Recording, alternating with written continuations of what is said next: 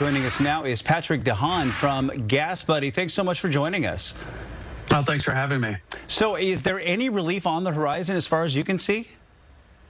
Well, you know, I've had a couple minutes here in between phone conversations, and it looks like oil prices are suggesting that there may be a bit of a development here. I did see Iran's foreign minister commenting directly on gas prices surging in the United States, saying that he did not wish this to happen to Americans. That may be a start of an olive branch moving forward. He also said that ships transiting the Strait of Hormuz must be very careful.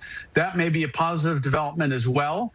We'll have to see if these developments translate into more discussion. We'll be looking very carefully at the language being exchanged by the United States and Iran and other partners as well. But for now, WTI crude oil prices that had skyrocketed to $150 a barrel late last night have dropped nearly $20 from that high. $95 a barrel is where we are now. That could certainly potentially slow down any future gas price jumps.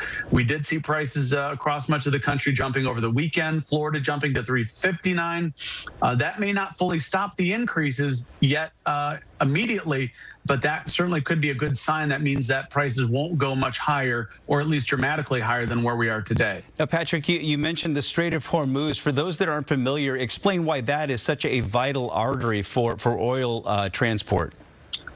Yeah, it is a choke point, 20 million barrels. That's a fifth of the world's daily supply of oil has to be shipped through the Strait of Hormuz. With that waterway being threatened by Iran, ships have basically dropped anchor. That's meant the loss of nearly 100 million barrels of products that flow through that waterway since last week.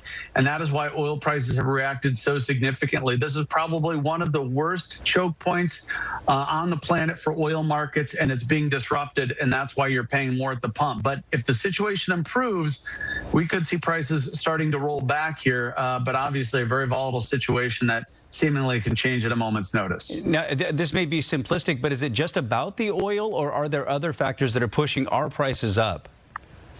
It really is all about the flow of products through the strait, not just oil, but gasoline, diesel, jet fuel. Saudi Arabia relies on the strait for deliveries of commodities and food as well. So a lot of this, the impact is all about the strait being essentially severed because of the attacks or threat of attacks that Iran is making or has made on ships transiting through.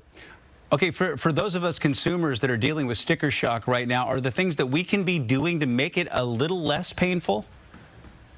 Well, I think as your reporter was suggesting, the ways we drive certainly can reduce the amount we're paying at the pump through increasing the amount of miles we get per tank. Things like using your cruise control, trying to avoid rapid acceleration. How you drive is a big way of how much you end up paying at the pump. In addition, when you do need to fill up, I know most stations are all kind of at the same price, but shopping around apps like GasBuddy, Google Maps, and Waze, loyalty programs, credit card rebates, cash discounts, even GasBuddy has a pay card that can save up to 33 cents. So if you put all of those together, you can generally save somewhere in the ballpark of 30 to 60 cents a gallon every fill up. Patrick DeHaan from GasBuddy, great information. Thank you. Thanks for having me.